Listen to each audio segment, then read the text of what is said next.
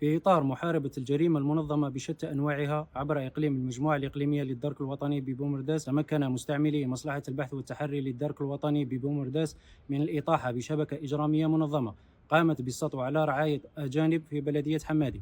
تعود حيثية القضية إلى شكوى تقدم بها مسؤول شركة أجنبية من أجل التبليغ عن تعرضه لسرقة مبلغ مالي معتبر من طرف مجهولين، حيث تم اعتراضهم على مستوى الطريق الرابط بين ولايتي بومرداس والبليدة من طرف مجهولين ينتحلون صفة عناصر الأمن وأخضعهم للتفتيش وسرقة حقيبة بها أموال بالعنف. على إثرها تم فتح تحقيق معمق في القضية من طرف مصلحة البحث والتحري للدرك الوطني ببومرداس وتنشيط عنصر الاستعلام. أسفرت العملية على توقيف 3 أشخاص وتحديد هوية مشتبه فيهم رابع لا يزال في حالة فرار، واسترجاع مبلغ مالي قدره 1,285,000,000 سنتيم، 9 هواتف نقالة، مسدس بلاستيكي استعمله أحد أفراد العصابة لترهيب الضحايا، مركبتين سياحيتين استعملتا في عملية السطو. سيتم تقديم موقوفين أمام السيد وكيل الجمهورية المختص إقليميا فور الانتهاء من التحقيق.